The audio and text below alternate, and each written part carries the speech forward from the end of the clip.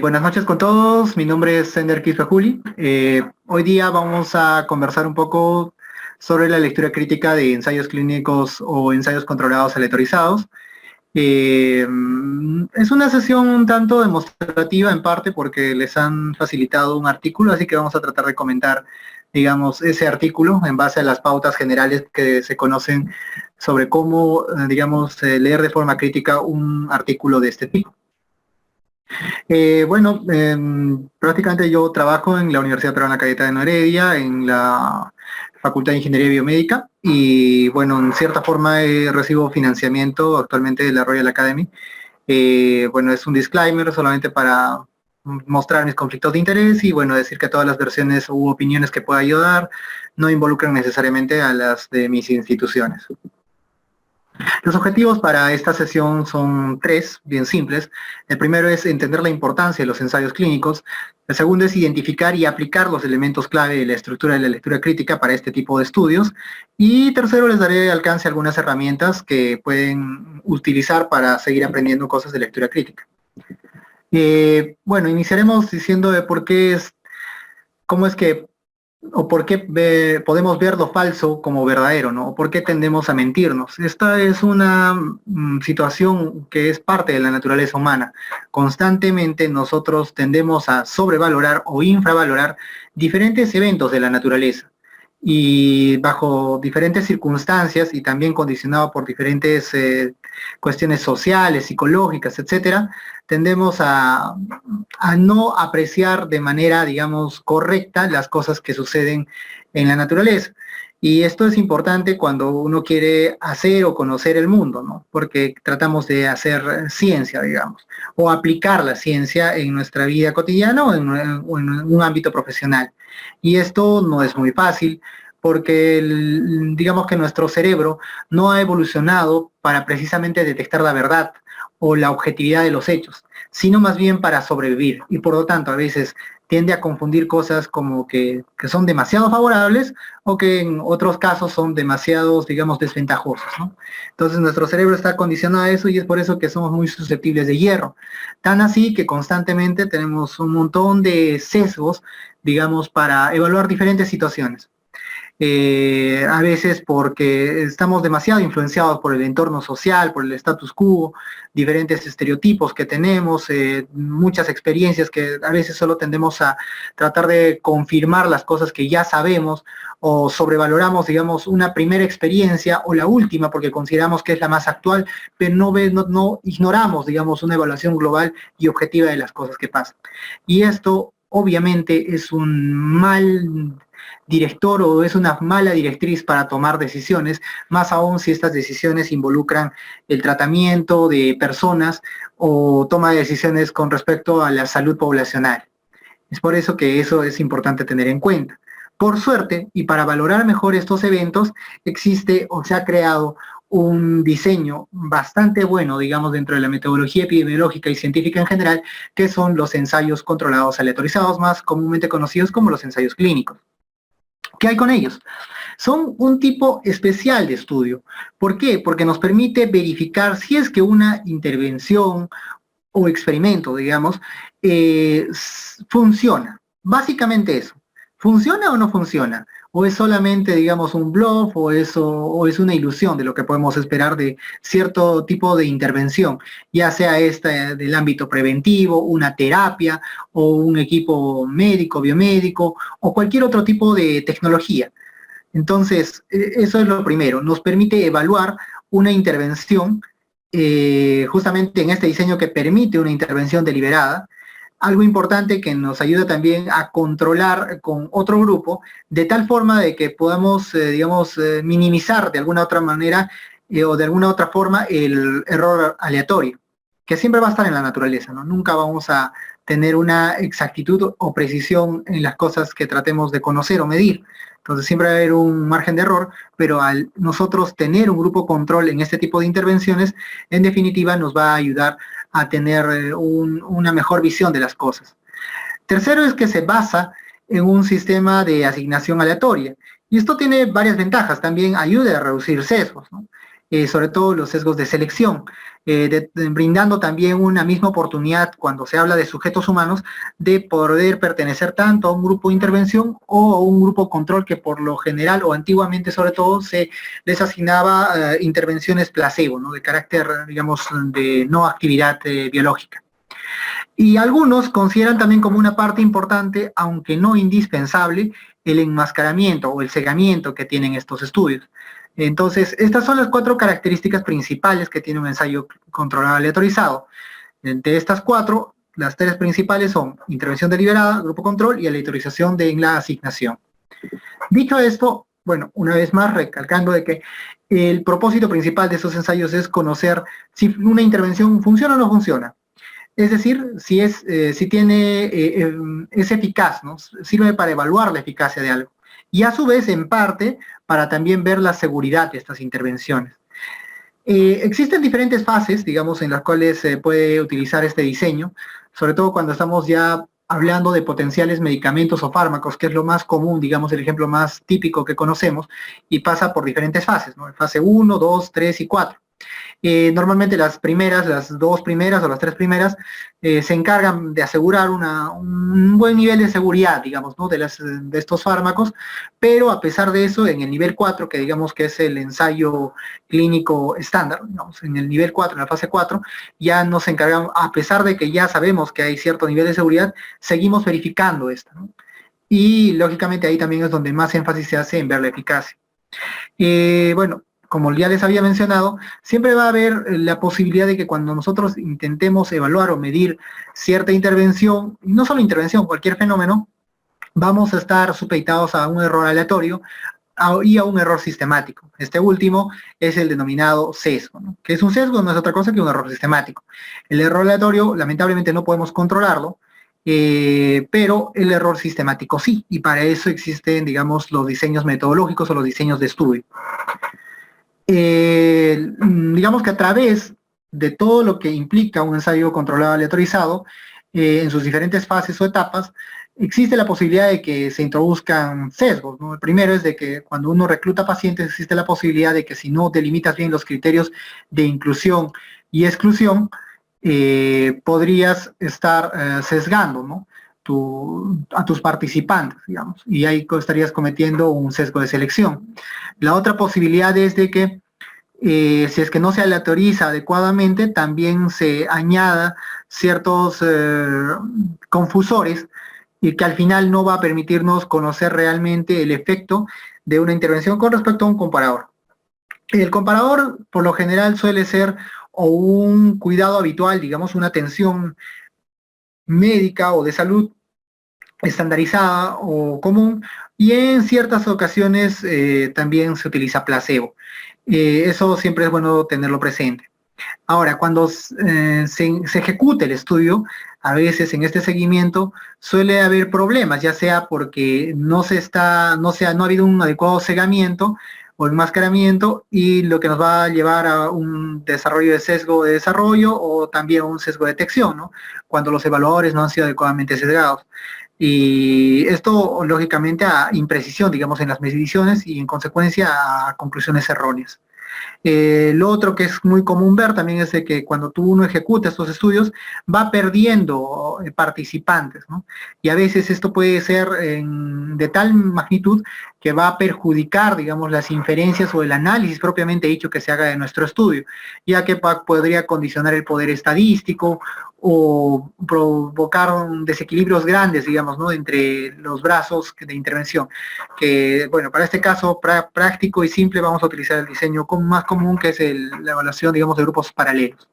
Y finalmente, que a veces no se reporta lo que uno planeaba, ¿no? O sea, uno debería, o por lo general, lo correcto es ejecutar o planear, mejor dicho, un proyecto de estudio o protocolo, y en base a este plan o proyecto de estudio se tiene, digamos, a priori ciertas cuestiones, ¿no? Por ejemplo, ¿qué vas a medir?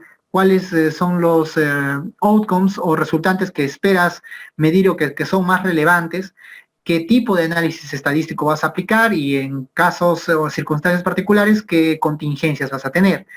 Lo que suele pasar muchas veces es de que al momento de reportar los investigadores por tratar de encontrar resultados que sean, digamos, novedosos, importantes o que favorezcan a la intervención por un sesgo interno, digamos, tienden a sobrevalorar, ¿no?, sus estudios, y en vez de reportar los resultados más importantes, los desenlaces más importantes, terminan reportando otros desenlaces o haciendo análisis estadísticos para forzar, digamos, y tener resultados, entre comillas, significativos, y de esa manera, digamos, trucar o hacer atractivo su paper, pero en la realidad la ejecución pudo haber estado mal o simplemente no se ha encontrado lo que se esperaba. Entonces, por eso es importante también tener en cuenta que estos estudios tienen que tener un registro de sus protocolos, ¿no?, en diferentes bases de datos y en algunas circunstancias incluso puede ser publicados. Ahora, viendo a lo que nos concierne el día de hoy, la lectura crítica. La lectura crítica no hace otra cosa que lo que les he comentado en rasgos generales, evaluar todas estas cuestiones que pueden probablemente haber sesgado el estudio y por lo tanto haber comprometido la validez interna, incluso externa, pero sobre todo la validez interna de este tipo de estudios. Entonces, ¿qué se hace? Uno no puede confiar simplemente en que algo esté publicado, así sea en Lancet o en cualquier otra revista prestigiosa a nivel internacional o nacional, que porque haya sido, digamos, derivado de un producto de una investigación o incluso publicada por autores reconocidos, esta puede ser verdad. Entonces, lo que uno siempre tiene que tener en cuenta es tener una perspectiva crítica, ¿no? ¿Y esto cómo se hace? Bajo tres cuestiones. Primero, uno tiene que evaluar la validez del estudio, es decir, qué tan sometido o qué tantos riesgos ha tenido de sesgo, digamos, qué tan sesgado está el estudio, primero. Luego, qué tan importante o relevante es lo que se ha encontrado, ¿no? Y esto haciendo una apreciación objetiva del tamaño del efecto y la precisión de este efecto, para finalmente hacer una evaluación un tanto más, digamos, aplicativa, para ver si es que esto es aplicable, es útil o es transferible este conocimiento a nuestros pacientes o a nuestro entorno, y si es que la intervención que estamos evaluando podría ser simplemente útil, ¿no? Al costado, aquí en esta tabla pueden ver de forma general, cómo podríamos evaluar, digamos, un ensayo clínico. Lo primero es que si es que se ha definido correctamente la pregunta clínica o la pregunta de interés, ¿no?, lo que nosotros ya conocemos como la PICO. Y para luego ver si es que ha habido una asignación aleatoria de los pacientes a los tratamientos, si es que se ha considerado hasta el final, digamos, a los tratamientos, a los participantes que entraron en él, y bueno, luego se pasan unas preguntas de detalle para ver cómo estuvo, si se mantuvieron los ciegos establecidos desde un inicio, si es que fueron similares los grupos al inicio también, y bueno, si es que el margen de la intervención los grupos fueron tratados de modo igual, ¿no? Siempre y cuando, obviamente, la intervención es diferente en el grupo control y en el grupo intervención propiamente dicho, pero también tiene que haber cierta igualdad, digamos, al menos en la examinación, ¿no?, para ver que se mantengan las condiciones homogéneas, digamos, del estudio. Y finalmente, bueno, ver cuáles son los resultados, ¿no?, que es lo que les comentaba, qué tan grande es el tamaño del efecto y cómo esto, si es que estos resultados o este estudio puede ayudarnos, ¿no?, y qué tan beneficioso puede ser. Existen múltiples formas, digamos, de evaluar o de practicar la lectura crítica. Hay muchos checklists o listas de chequeo que nos permiten hacerlo, pero también existen herramientas más específicas, tanto para la presentación y para ver si es que existe una suficiente información en un artículo, si se ha reportado todo lo que se tiene que reportar para ser adecuadamente leído, y también existen instrumentos que nos permiten evaluar lo que nos concierne más, ¿no?, que es la validez interna, es decir, los sesgos. Y para eso existen diferentes listas. Bueno, de acuerdo a los diferentes tipos de diseños de estudio, digamos, ya sean de investigación básica, de investigación relacionada a las intervenciones, o investigación observacional, o incluso estudios secundarios como revisiones sistemáticas, evaluaciones de tecnologías sanitarias, guías de práctica clínica, etcétera, tienen ya determinados, digamos, formas de ser reportados y formas también de ser evaluadas en su sesgo, ¿no?, el riesgo de sesgo que puedan presentar. Aquí podemos ver, por ejemplo, que para las guías de práctica clínica, la forma en la cual debería de reportarse, digamos, una guía de práctica clínica debería estar bajo el formato AGRI, pero la evaluación de la calidad metodológica se va a hacerse a través del AGRI 2, ¿no?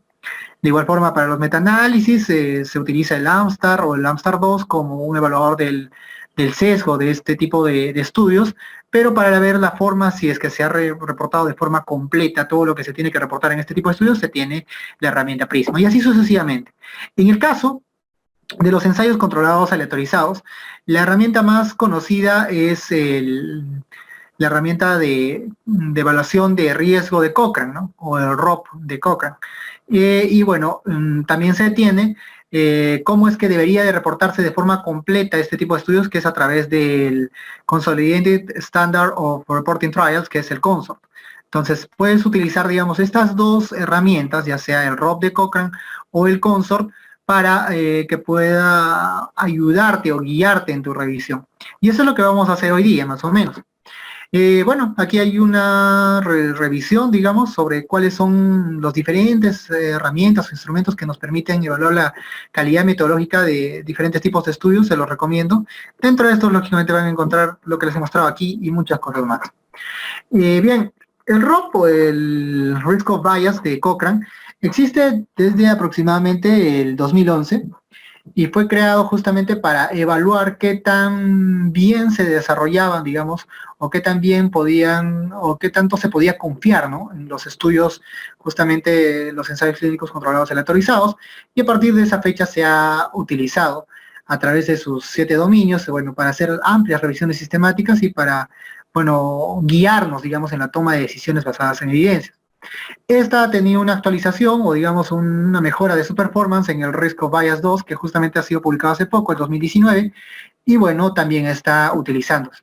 Actualmente los dos se utilizan, sin embargo hay que decir que el ROP base, el clásico, digamos, el de 2011, es el más utilizado y en cierta forma es el más confiable. Si bien es cierto, se ha tratado de mejorar en el ROP 2, se sabe, por lo menos a través de un estudio, de que la confiabilidad entre los evaluadores es baja, y esto en definitiva hace de que no sea fácil de usar el ROP 2, ¿no? Porque, digamos, tiende a confundir a las personas e incluso a los grandes expertos, digamos, metodólogos clínicos que podrían evaluar esto. Entonces, entre ellos, en realidad, en el fondo, habrá, exagerando, un 10 o un 20% de diferencias, es más una cuestión procedimental, pero en esencia van a lo mismo, ¿no? Buscar los sesgos más relevantes en los ensayos clínicos controlados y aleatorizados.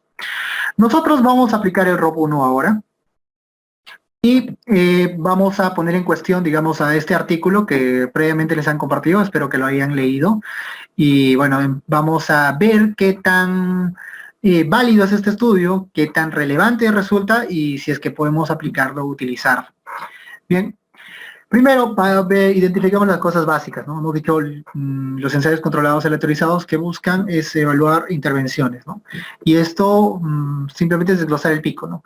¿Quiénes eran para este estudio el paciente o el problema? Eran los pacientes continuadores con targa que asistieron a destiempo a su última cita programada, ¿no? Y en general podría decirse que es pacientes VIH, ¿no? Que están en tratamiento de targa. Disculpe, doctor Sander, su micro se apagó. ¿Aló? ¿Ahora sí me escuchan? Sí se logra escuchar, doctor. Perfecto. Lo que les comentaba, el mensaje de texto como tal, si bien es cierto, parte de una tecnología, pero no es solamente el mensaje, sino es una estrategia. ¿Y esta estrategia qué implica? Implica el contenido de los mensajes de texto, el periodo de cada cuánto y cuántas veces se envían y por cuánto tiempo. Entonces hay que tener cuidado porque es fácil decir, sí, voy a la intervención del mensaje de texto, pero ¿cómo? Siempre en el cómo está los detalles y es ahí donde uno tiene que incidir y también tener cuidado. Yéndonos al caso de los fármacos, ¿no? O sea, 500 miligramos no es lo mismo que 1000 miligramos, digamos, ¿no? Puede haber mucha diferencia entre ambas, ¿no? De igual forma hay que tener cuidado con otro tipo de intervenciones. Ahora, la intervención a comparar o el comparador. En este caso nos mencionan de que no se ha dado nada y que es básicamente la atención estándar, ¿no? Y el resultado, o en todo caso los outcomes que esperan encontrar o medir, es en relación a la mejora de la asistencia a las citas, la adherencia al tratamiento e incluso la mejora, si es que existe, para marcadores biológicos como la carga viral y el CD4. Entonces ese es el objetivo de este estudio, ¿no? Y eso es lo que se tiene. Ahora, ya teniendo en claro qué es lo que han buscado evaluar este estudio, vayamos a evaluar el riesgo de sesgo que ha presentado. ¿Y qué pasó ahí, no? Bueno, diremos que hay varias dimensiones de la herramienta de Cochrane. Vamos a ir revisando uno por uno. Estos son todos los que vamos a ver. Y bueno, empezaremos con lo primero, ¿no? La generación aleatoria de la secuencia. Uno tiene que tener en cuenta que la herramienta de Cochrane te caracteriza, digamos, en tres cuestiones, ¿no? La primera es si es que los criterios de evaluación han sido de bajo riesgo de sesgo, si es que el estudio, bueno, para esta dimensión había un alto riesgo de sesgo o un riesgo poco claro, ¿no? O no diferenciable, digamos. Y incluso se le puede asignar estos colores para tener una forma más visual, digamos, más fácil de entender, una cuestión simplemente didáctica. Cuando se habla de que hay un bajo riesgo de sesgo en cuestión o en relación a la generación aleatoria de la secuencia, cuando se refieren a una tabla o que se ha hecho la asignación aleatoria mediante una tabla de números aleatorios, se ha generado a través de un programa de software o un computador en general, si es que se ha utilizado mecanismos como el lanzamiento de monedas, barajar cartas o sobres, el lanzamiento de dados, sorteos de tarjetas o métodos o técnicas de minimización, ¿no? Todos estos son posibles escenarios con los cuales uno puede decir que sí, ha habido una aleatorización propiamente dicha. Y cuando no sucede esto, y cuando podemos estar cayendo erróneamente en creer de que hemos aleatorizado y en realidad no, es cuando la secuencia ha sido generada, digamos, por la fecha de nacimiento, ¿no? Puede ser par o impar, o una secuencia generada por una fecha o el día en el que ingresa a un hospital o al estudio, ¿no? Entonces, cosas de ese tipo. O que haya una regla en la historia clínica o algún código que tenga cierta serialidad, ¿no? Cierta secuencia. Otras formas, digamos, que son más explícitas, en las cuales es obvio que no ha habido una asignación aleatoria, es cuando se da a escoger al médico o al paciente en cuál de los grupos, ya sea el de intervención o el de placebo o el control, en qué grupo van a estar, ¿no? Entonces, eso es lo más complicado. Y bueno, cosas de ese tipo. Entonces, para verificar si verdaderamente ha habido una secuencia aleatoria, tenemos que ver que se cumpla esto primero, ¿no? Que hemos mencionado. ¿Qué pasó en el estudio que hemos revisado, ¿no? Dice textualmente en la sección de materiales y métodos, en la subsección de reclutamiento y enrolamiento, que una vez reclutado al paciente se procedió con la aleatorización mediante bloques complejos aleatorizados de tamaño 4, previamente desarrollado en un documento Excel. Bueno, se colocaba el código del participante en orden que se le reclutaba para asignarlos a un grupo de intervención o al grupo control. De esto podemos inferir claramente de que se ha utilizado, digamos, una aleatorización basada en computadora, digamos, bajo un programa común y clásico como es Excel, ¿no? Pero nos queda claro que se ha sido aleatorizado y por lo tanto podríamos decir que tiene un bajo riesgo de sesgo. ¿Esto cómo se podría corroborar, entre comillas, aunque no es una corroboración real? Si es que tú has distribuido aleatoriamente y la aleatoriedad ha funcionado, entonces la distribución para las diferentes variables o covariables que presenta el estudio de, digamos, los grupos, va a haber cierto equilibrio, ya sea, digamos, en el la distribución según sexo, la distribución según edad, estado civil, entre otras características, ¿no? Como pueden ver acá, haciendo una aproximación del cálculo del p-valor, se puede ver que no hay diferencias y por lo tanto podríamos decir a priori que están equilibrados los brazos, ¿no? Tanto el grupo control como el grupo intervención para este estudio. Sin embargo, ¿qué pasaría si acá hubiera un P que fuese, digamos, menor de 0.05, ¿no? Hablaríamos de que está desequilibrado para ese pequeño, puede ser para un valor, pero eso no nos dice que no haya habido una aleatorización. De hecho, se admite que puede haber desequilibrios, ¿no? En varias variables o covariables en relación de que no necesariamente tiene que haber una distribución muy equilibrada en ambos grupos.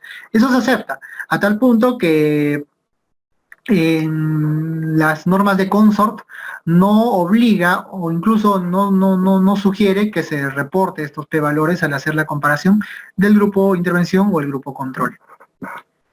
Ahora, yéndonos a lo siguiente, ¿cuál es el siguiente dominio del risk of bias, ¿no? o el ROB? La ocultación de la asignación. Una cosa es la asignación aleatoria y otra cosa es la ocultación o el ocultamiento de la asignación. Ambos son importantes. De nada sirve de que tú hayas aleatorizado, digamos, numéricamente y hayas hecho una asignación aleatoria, pero no has ocultado esta asignación, ¿no? Es como si no hubiera existido lo primero. Es por eso que esto es muy importante. Al igual que en el otro dominio, existe un bajo riesgo, un alto riesgo de sesgo o un riesgo poco claro o indeterminado. ¿Cuándo se habla de que hay un bajo riesgo de sesgo? Cuando existe una asignación central, esto que implica de que, digamos, hay una persona en un centro de control, digamos, del estudio, que se encarga de asignar, digamos, mediante un método, ya sea por llamada telefónica o por cualquier medio comunicativo, asignar, ¿no? Que él mantenga el secreto de esa asignación. Puede utilizarse muchas veces en bases de fármacos o numeraciones secuenciales, digamos, de forma idéntica, y algo más común de repente, y es algo más práctico, que son los sobres cerrados, sobres oscuros, y que tienen una numeración secuencial, ¿no? Y esta es una forma más pragmática, digamos, y también común de ocultar la asignación, ¿no? Para los diferentes participantes. Cuando no pasa esto, lógicamente se habla, digamos, de un uso esquema de asignación abierto y, bueno, cuando no se trata, digamos, de utilizar este método de los sobres, pero no son adecuadamente sellados o cerrados, también puede haber fallas, ¿no? Cuando hay cuestiones relacionadas a la fecha de nacimiento, algún número de historia clínica, algún identificador que permita, digamos, no ocultar adecuadamente la asignación aleatoria. Entonces ahí se habla de un alto riesgo. En nuestro caso, ¿qué pasó? Simplemente no se describe. Si ustedes leen la parte de metodología, van a llegar a la conclusión de que no se describe en la sección de reclutamiento y enrolamiento ni en ninguna otra parte qué ha pasado, ¿no? Al igual que en el anterior caso que les leí, este pequeño párrafo, es lo único que hay. Entonces no podemos saber. No nos habla de lo contrario, tampoco podemos decir que hay un alto riesgo, y al no poder evaluar si que es bajo o alto el riesgo de sesgo para este dominio de ocultación de la asignación, simplemente lo dejaremos en el dominio de, bueno, el riesgo poco claro, ¿no? Que no se puede identificar. Luego, ¿qué pasa con el cegamiento en el dominio del cegamiento de los participantes y el personal? De igual forma, se dice que hay un bajo riesgo de sesgo cuando no existe ningún cegamiento, pero los revisores, o en este caso nosotros, los evaluadores, consideramos de que no es probable que el resultado esté influido por la falta del cegamiento. Así de simple. O si es que sí se aseguró de que hubiera un cegamiento de participantes y el personal del estudio. Es poco claro que haya, que no hay indicios, ¿no? De que se haya roto este mecanismo de cegamiento. Ahí es cuando se habla de un bajo riesgo de sesgo. Por otro lado, cuando es un alto riesgo de sesgo es cuando no hay ningún cegamiento, pero vemos de que es probable que el resultado de las mediciones de los outcomes o desenlaces que esperamos sí están influidos por esta falta de cegamiento. Entonces ahí sí resulta relevante, ¿no? El que haya habido un cegamiento. Entonces ahí sí hablamos de un alto riesgo de sesgo. O cuando se intentó hacer un cegamiento, pero fallaron, digamos, en el intento y se quebró estos mecanismos, estos procedimientos y quedó roto, digamos, el cegamiento. Entonces ahí sí se habla de un alto riesgo de sesgo. ¿Qué pasó en nuestro estudio? No se describe la sección de la intervención, el cegamiento de los participantes. Y ahí el detalle, no se describe. Pero nos deja algunas cosas claras por ahí. Por ejemplo, que los participantes del grupo de intervención recibieron mensaje los días de haber sido reclutados y el grupo control no recibió el mensaje, ¿no? Entonces de ahí ya nos deja claro de que no hubo un cegamiento en esto. Ya, entonces no hubo cegamiento. ¿Podríamos decir de frente que es un alto riesgo de sesgo? Pues no. ¿Por qué? Porque, digamos, el resultado o el outcome principal, ¿cuál es el que hemos determinado al inicio del estudio? Habían tres, ¿no? Pero hay uno que es el más importante, que es la mejora de la asistencia a citas, que es el outcome crudo, digamos, más relevante. Entonces, ahí es donde uno se tiene que preguntar, el que los participantes de este estudio supieran o no supieran que estuvieran recibiendo un mensaje de texto, alteraría el outcome principal, que es la asistencia a sus controles. En realidad no. ¿Por qué? Porque el outcome no va a depender de que si yo conozca o no conozca. Al final tú vas a medir objetivamente, ¿no? ¿Asistió o no asistió? Así de simple. Entonces no va a haber una influencia, digamos, a nivel individual de los participantes. Y por otro lado, sería difícil sesgar, digamos, un mensaje de texto. Sería un mensaje de texto que no mandarías o con un mensaje vacío. Es relativamente complejo, ¿no? Y justamente eso pasa en muchas intervenciones, por ejemplo, en intervenciones quirúrgicas. No puede haber un controlador que simule o no puede cegar, digamos, esa intervención, porque es evidente, tanto el participante como los evaluadores pueden ver, ¿no? Los que ejecutan el estudio, es tan obvio que es difícil ocultar algo. Entonces, en ese entender, muchas veces se tiene que aceptar de que esté abierto, digamos, este eslabón del estudio en el cegamiento, y puede que no haya necesariamente un cegamiento de los participantes, pero que esto no necesariamente condiciona, digamos, el rigor metodológico o la validez interna. Por lo menos para este estudio, no es así. En otros estudios sí podría ser muy, muy relevante, pero en este no. ¿Y por qué es esto importante? Porque cuando las personas conocen, digamos, de que están en cierto estudio o que están recibiendo cierta intervención, pueden generar tres tipos de efectos. Uno es el efecto placebo, que como ustedes ya deben de saber, es incrementar la expectativa sobre algo que en realidad no tiene ningún sentido o una lógica biológica. Puede pasar también el efecto nocebo, que es lo contrario, que uno piensa que se está perjudicando por una intervención y presentar reacciones adversas, incluso hasta graves, por una cuestión de, digamos, de sugestión, ¿no? Algunos incluso arguyen de que hay mecanismos biológicos por ahí que pueden justificar estas cosas, pero por lo menos sabemos que sí altera en el outcome de ciertas variables, ¿no? En las que tenemos interés. También está el efecto Wharton. ¿Qué pasa ahí? Que simplemente que las personas, por una cuestión psicológica, cuando nos sentimos evaluados, tendemos a modificar nuestra conducta, ya sea para bien o para mal. Entonces, el sentirte observado puede también alterar los resultados, ¿no? de una intervención. Eso es bueno, tenerlo presente. Ahora, viendo la otra dimensión, el cegamiento de los evaluadores. ¿Qué pasa ahí? Los criterios para evaluación de bajo riesgo de sesgo se considera que cuando no hay cegamiento de la evaluación de los resultados, pero los revisores creen que la medida de resultado no es probable que esté influenciada por la falta de cegamiento. O cuando, lógicamente, sí se ha asegurado que hay un cegamiento. Y cuando hablamos de un alto riesgo de sesgo, de igual manera que en el otro dominio, no hay cegamiento, pero es probable o muy probable que la medida del resultado o el outcome que estamos tratando de medir sí esté influenciada por la falta de cegamiento, porque va a haber una subjetividad que te va a cambiar todo. Y bueno, cuando se ha realizado también el seguimiento, pero no ha sido correcto, ¿no? En esas circunstancias hablamos de un alto riesgo de sesgo. ¿Qué ha pasado en nuestro estudio? Se describe en la sección de intervención todo este párrafo que dice: durante la intervención, las enfermeras no sabían a qué grupo pertenecía cada participante. Solo el investigador principal tenía acceso a la información, ya que era necesario para poder buscar los datos clínicos de los participantes. Los participantes del grupo de intervención recibieron mensajes a los días de haber sido reclutados. El grupo de control no recibió ningún mensaje.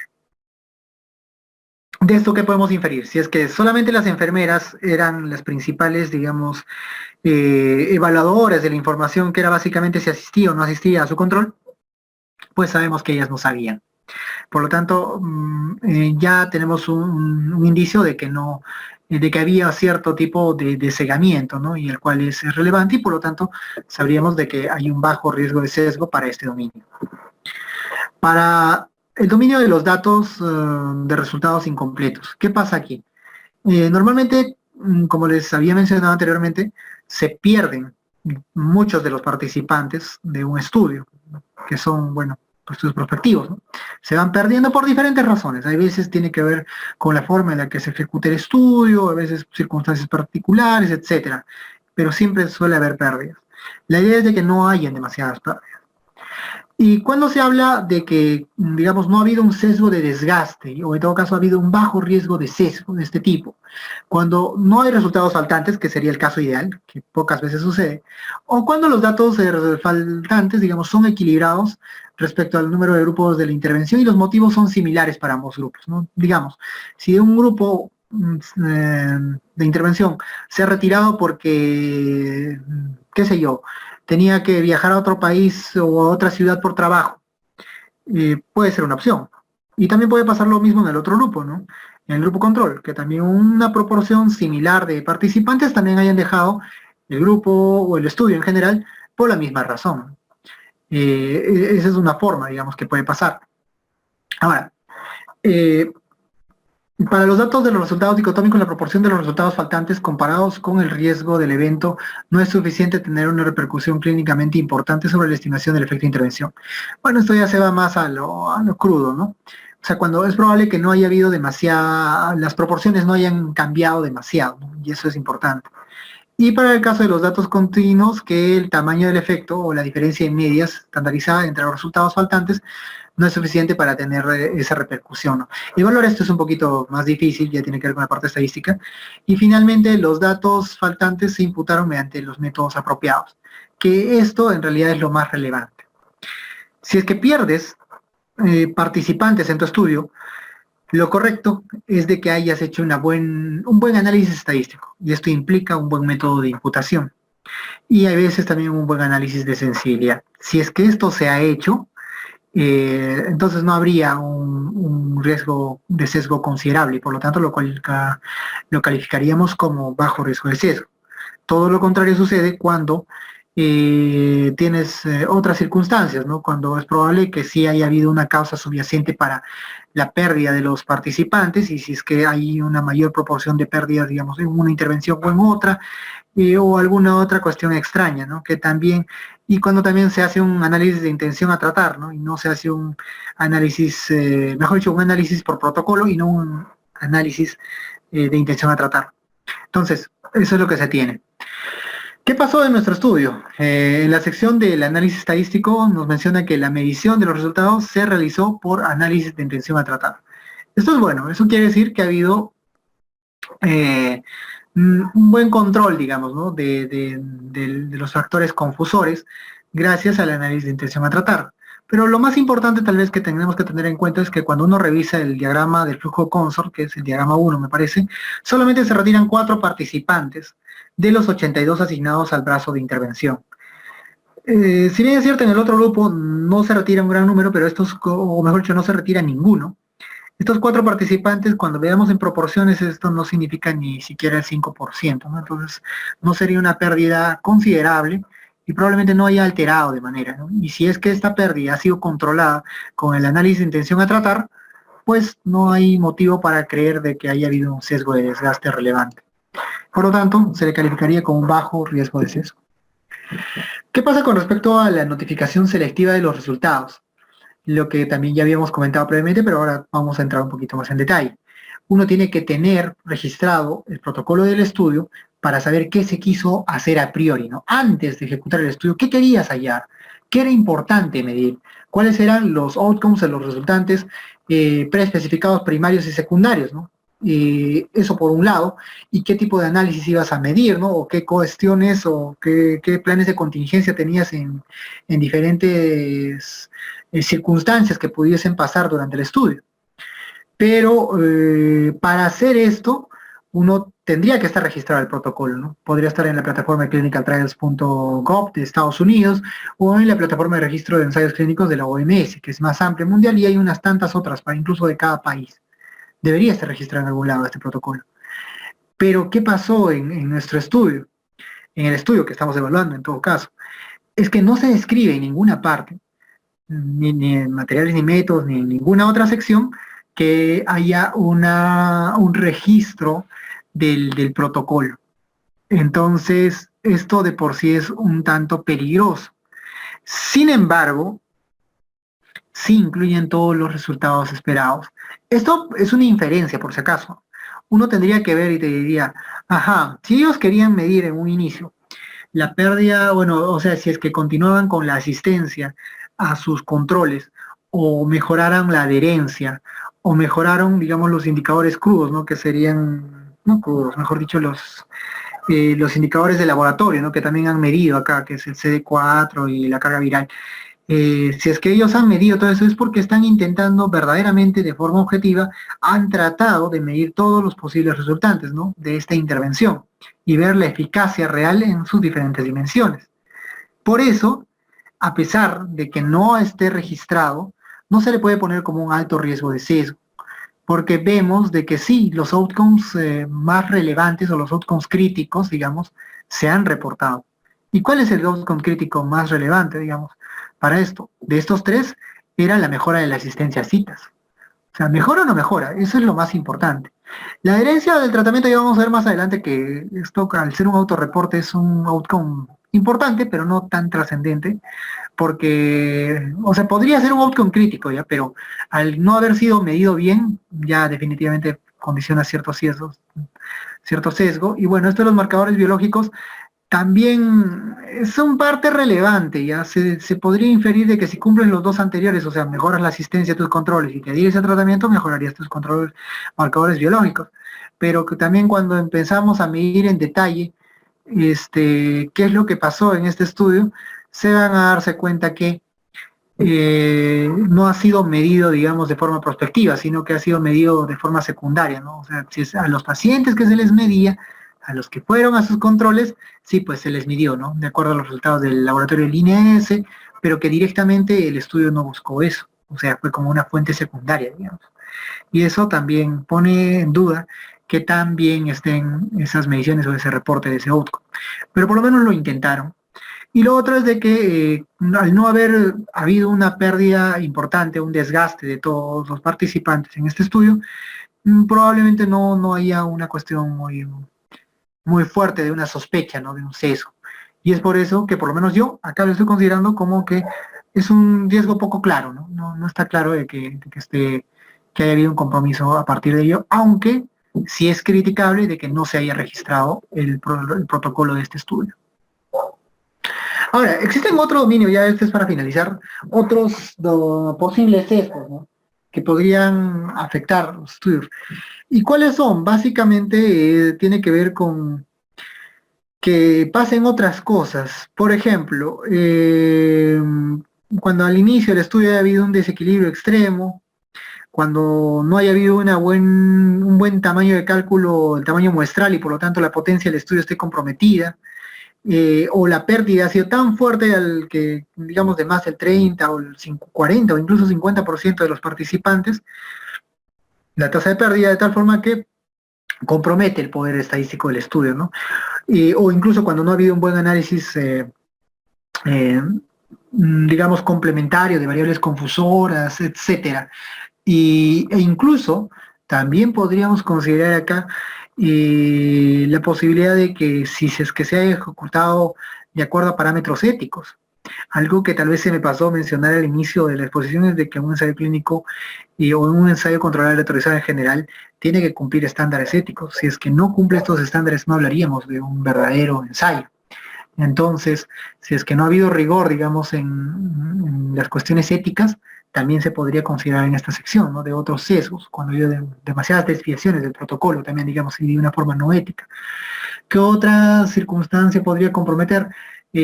También, en cierta manera, algunos consideran de que podría entrar, digamos, si es que ha habido un compromiso de conflicto de interés.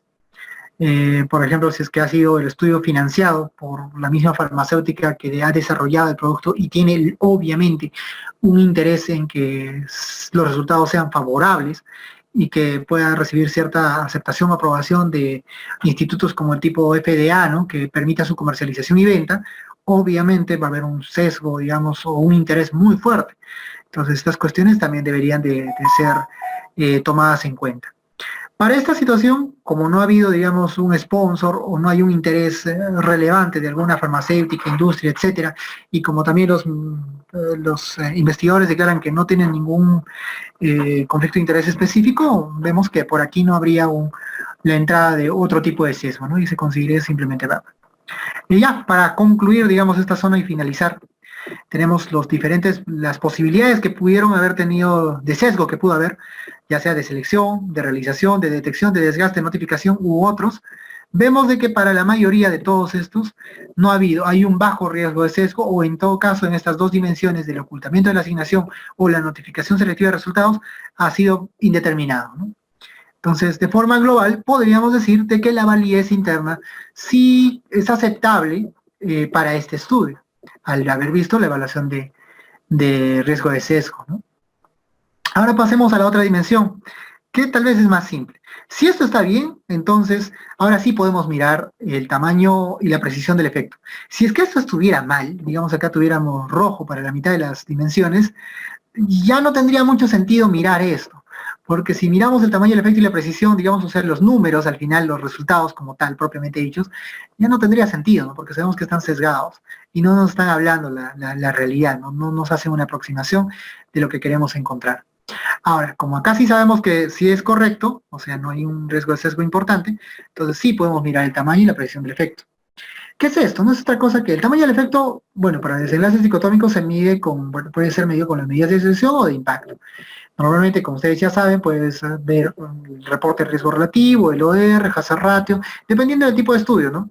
En algunas circunstancias se hacen también mención del riesgo atribuible o el número necesario a tratar. Y en el caso de desenlaces numéricos suele ser reportado la diferencia de medias y la diferencia de medias estandarizadas, ¿no? Y otras variantes en realidad, que es la D de Cohen, que es para medir el tamaño del efecto.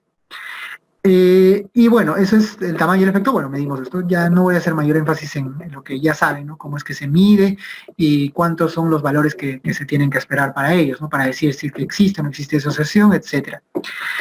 Y la precisión del efecto. La precisión no es otra cosa de que nosotros, al tomar una muestra de la población y al hacer el cálculo de alguno de estos tamaños de efecto, ¿qué tenemos? Tenemos, digamos, un dato, ¿no? O sea, puntual. Tenemos una estimación puntual. Pero como nosotros, como en toda la ciencia, queremos sistematizar y queremos generalizar este conocimiento, agarramos la muestra y para tratar de generalizarla hacia la población, tenemos que dar, no basta con dar, digamos, el resultado o la estimación puntual, también tenemos que hacer la estimación de un rango, ¿no? Del intervalo de confianza. Y el intervalo de confianza no es otra cosa que un rango entre el cual probablemente se encuentre la verdadera medida del efecto para la población, ¿no? Y esta deducción es a partir del estimado puntual que se ha hecho. Y bueno, a partir de eso podemos decir, ¿no? Si este tamaño del efecto es estadísticamente significativo, en comparación, obviamente, con la intervención con el comparador, y si es que es algo más importante, si es clínicamente significativo o mínimamente clínicamente importante, ¿no? Esta diferencia es muy relevante. Existen muchos estudios para fármacos o cualquier intervención que sí son estadísticamente significativos, ¿no? Que tiene que ver con esto del p-valor. Pero estos estadísticamente significativos a veces en el tamaño del efecto no se refleja. Por ejemplo, digamos, tenemos un fármaco que es un hipoglucemiante, que va a ayudar en teoría al manejo de la diabetes. ¿Qué pasaría si tú al grupo control le das placebo y resulta que tienes un paciente diabético con 140, digamos, ¿no? miligramos de cilindros de glucosa? ¿Y qué pasa si es que al grupo intervención tú le das también la intervención, ¿no? Un fármaco X para bajar la diabetes y resulta en un, qué sé yo, en 125? Hay mucha diferencia entre 130 que, digamos, obtuvo el grupo control y 125 que obtuvo el grupo de intervención, 5 miligramos por decilitro en la concentración. ¿Será importante? Puede ser estadísticamente significativo, tal vez, pero no va a ser relevante para los outcomes a largo plazo del paciente. Entonces hay que tener mucho cuidado con eso, ¿no? ¿Qué es verdadera lo relevante? O sea, la diferencia clínica importante o relevante. Acá, por ejemplo, con relación a este esquema, vamos a tratar de decir, por ejemplo, que el 1 ya sabemos que para los outcomes dicotómicos, que es lo que ahora nos interesa, que significa un nivel de no asociación o no efecto, ¿no? Y por lo tanto, podría ser cuando no tenemos mucha precisión, digamos, hay una seria imprecisión. Como pueden ver, el rango de donde se extiende el intervalo de confianza es enorme. Y puede pasar, digamos, lo que podríamos plantear a priori de forma subjetiva como puntos de corte para decir qué es una diferencia mínima clínicamente importante. Acá, por ejemplo, los autores de este artículo, a manera de ejemplo, dicen que el 1.25 podría ser un punto de corte para decir cuál es la diferencia mínimamente importante o diferencia mínima clínicamente importante. Y cuando es 0.75 también podría ser una diferencia importante, ¿no? En este caso ellos lo tienden para el beneficio. Pero si es que tuviésemos, digamos, una estimación de este tipo, ya sea puntual, que atraviesa la línea de no efecto y se extiende ampliamente, entonces hablamos de una imprecisión seria. Pero también podría haber otro tipo de imprecisión seria, ¿no? Que esté cerca o alrededor de los valores clínicamente importantes, pero que también rozan la línea de no efecto. Y lo ideal, ¿qué sería?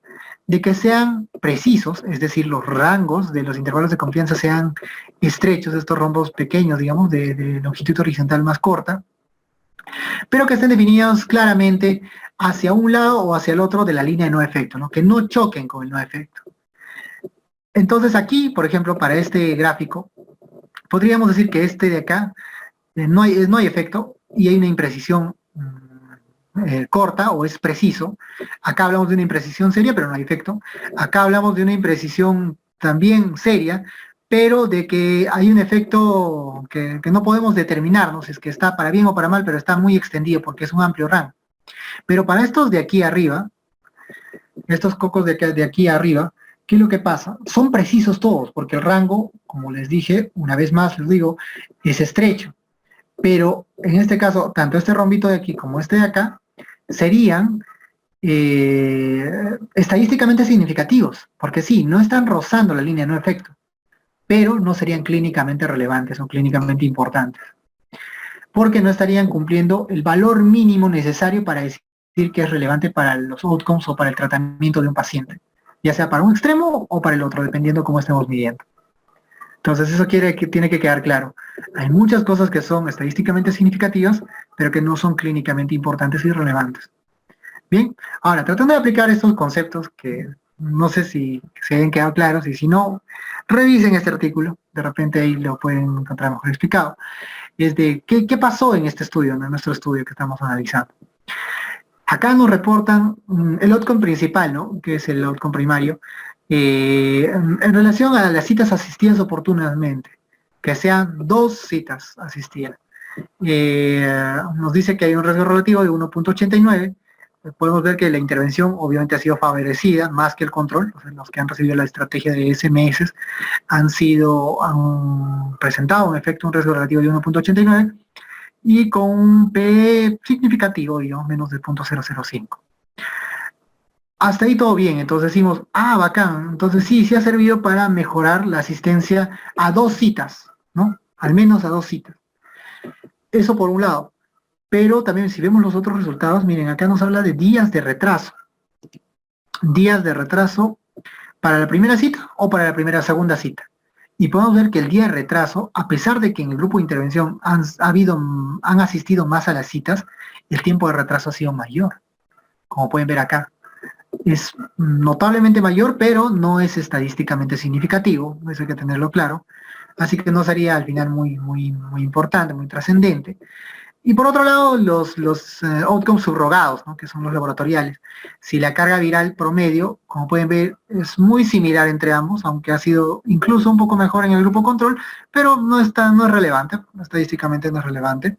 E igual con la diferencia del conteo del CD4, ¿no? Que vemos que tampoco es relevante, aunque ha sido mejor en el grupo de intervención. Y finalmente el outcome más controversial, digamos, que es el de adherencia a tratamiento, ¿no? Que podemos ver de que sí, ha sido significativo, sobre todo para que tenga una mayor adherencia. Pero esto hay que tomarlo también con pinzas. ¿Por qué? Porque habíamos dicho que este es un análisis autorreportado. Si leen bien la parte metodológica, en la parte de variables o medición de variables, van a darse cuenta que esto lo reporta el paciente. Y como habíamos dicho, el paciente no estaba cegado, ¿no? Hacia la intervención, que era el mensaje de texto. Y al no estar cegado puede estar inducido por el efecto Warfond o otro, y puede estar reportando que sí se siente mejor, ¿no? Como una especie de, entre comillas, placebo, una cuestión especial. Y al no haber puede haber ahí, estar metido un sesgo de detección, en definitiva, ¿no? Porque ha sido un outcome autorreportado. El outcome más relevante acá, ¿qué cosa era? Citas asistidas. Pero tengan en claro que solamente han sido 2 citas asistidas. Hubiera sido más interesante ver de repente 3 citas asistidas, o al menos 5 o 6 o más, ¿no? Es decir, una trayectoria más larga, un efecto más sostenido a través del tiempo. Pero aparentemente el estudio ha sido de corto plazo y no ha medido esto tan oportunamente. Así que, bueno, sí, es algo relevante ese 1.89, pero tú me puedes decir, ¿y el RR cuándo será clínicamente importante?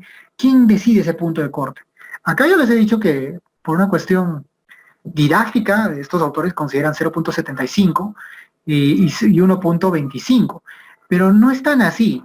Para cada outcome, puede ser, digamos, en un caso, qué sé yo, mejora de dolencia musculoesquelética, digamos, ¿no?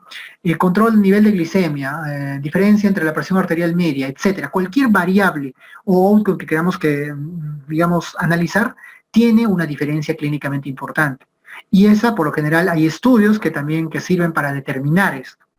Entonces se tiene que tener en claro esto. A priori, de forma general, ya que estas intervenciones son bastante novedosas y no hay mucho estudio en relación a esto de los mensajes de texto, se puede decirse que se habla de una diferencia clínicamente importante cuando el RR es igual o mayor a 2. Ya, y entonces este 1.89 será relevante. Yo diría que puede serlo. Yo le daría el beneficio de la duda, pero no estaría del todo garantizado. Entonces, hay un problema. Luego vamos a ver de que cuando tratamos de aplicar estos resultados, digamos, a la práctica, podría no, este R, mejor dicho, este tamaño de efecto no podría justificar una intervención. O sea, es cuestionable, pero ¿bastaría con este estudio para aplicarlo o que para decir que es útil? En realidad, no. ¿Por qué?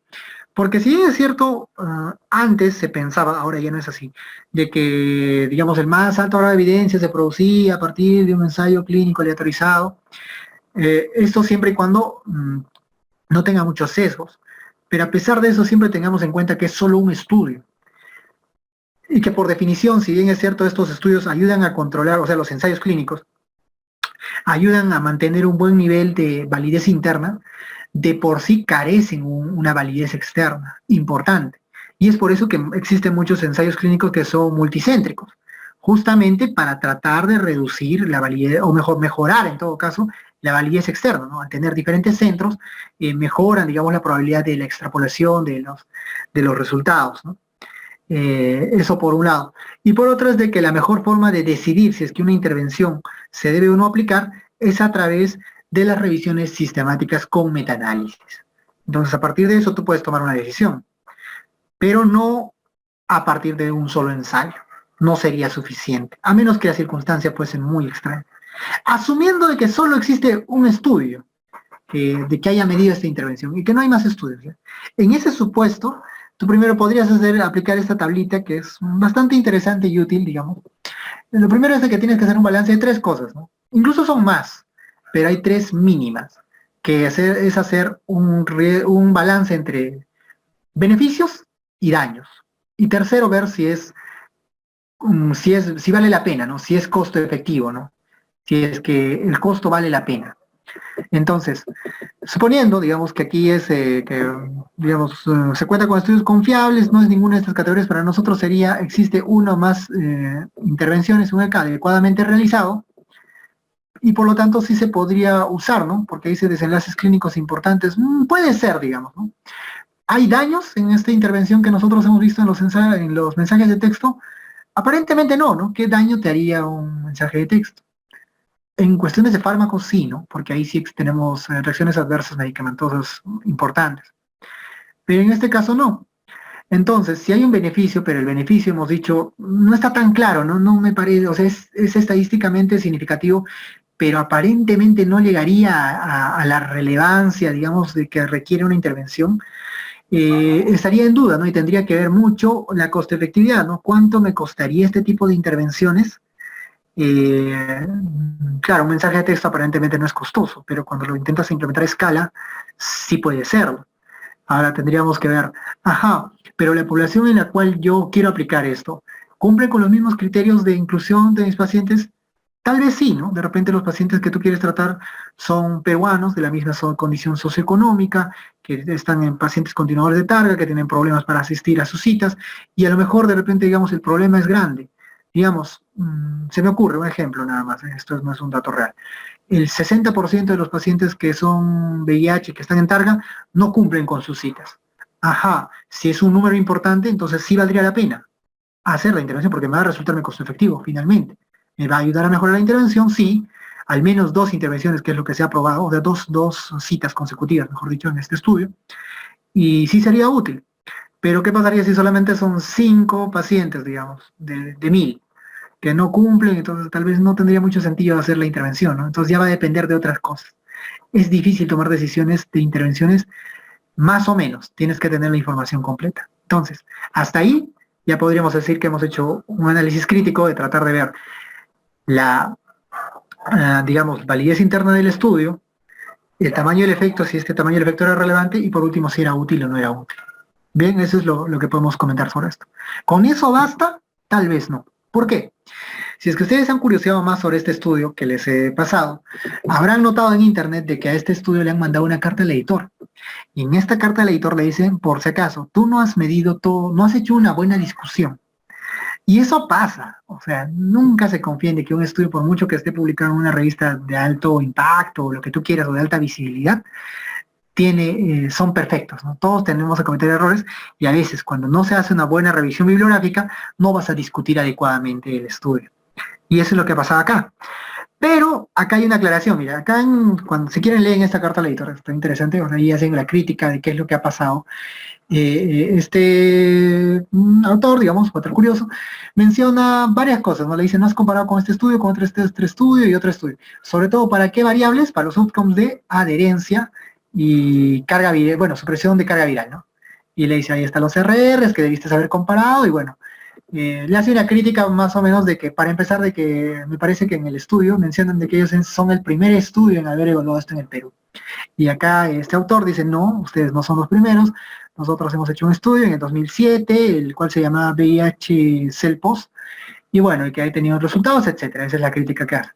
Pero hábilmente los autores le refutan y le dicen, sí, agradecemos de que nos hayas hecho llegar solamente un estudio que consideramos que sí es relevante y debe haber sido discutido, y que no hemos considerado otros estudios porque las muestras han sido pequeñas, ¿no? Como de 21, y solo de 8 mujeres, o sea, han sido, probablemente no tendría sentido estos estudios más que como pilotos. Entonces, es una buena respuesta, y además de eso le dice, ¿no? Que de los datos que mencionaste, no se encontró el acceso de esta información, y por último, de que el estudio que tú dices que es el primero, en realidad no se ha publicado, y espero que lo publiques. Es muy interesante esa discusión entre esos dos autores, digamos, que han revisado este estudio, pero solamente esto es de forma complementaria, ¿no? Siempre existe la posibilidad de que el estudio no esté bien hecho, o en todo caso no esté bien discutido, y es por eso que no puedes confiarte en estudios individuales primarios, ¿no? No es suficiente. Bien, eso ha sido todo, creo, por el día de hoy. Espero que puedan seguir practicando este hábito de la lectura crítica como parte de la medicina basada en evidencia, que en realidad debería ser una competencia transversal que es muy necesaria para todos los médicos peruanos. La medicina basada en evidencia ya tiene aproximadamente 30 años, en el mundo se practica al menos 15 años de forma ya importante y trascendente, pero en Perú lamentablemente parece que no, ni las supuestas mejores universidades lo tienen, y esto nos ha traído problemas serios.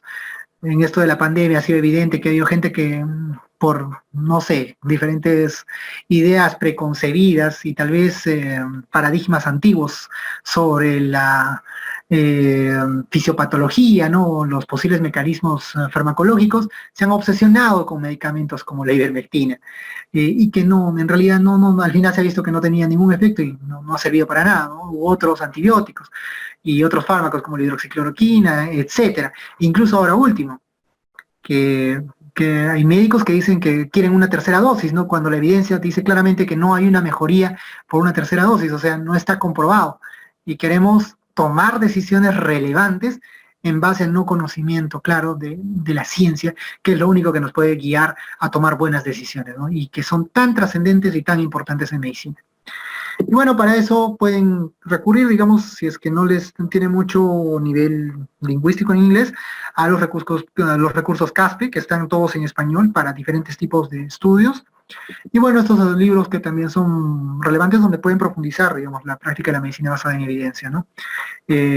Compártanlos, si es que los descargan, compártanlos con sus compañeros de facultad o incluso de otras facultades, porque en realidad necesitamos impulsar esto como una competencia central de todos los médicos, porque necesitamos buenos médicos en el Perú, y lamentablemente durante la pandemia nos ha hecho cuestionar realmente qué tan bien están formados todos nuestros profesionales. Como conclusiones de esta sesión, decir de que, bueno, ya sabemos que los ECAs son tal vez el mejor diseño para encontrar la mejor evidencia disponible para evaluar una intervención, y que es importante evaluar 3 cosas en la lectura crítica: validez del estudio, su importancia o relevancia, aplicabilidad y utilidad, ¿no? Y bueno, y otras cosas más. Si tienen alguna duda o algo más que añadir, si no, estaríamos terminando esta sesión, que creo que nos hemos excedido en el tiempo.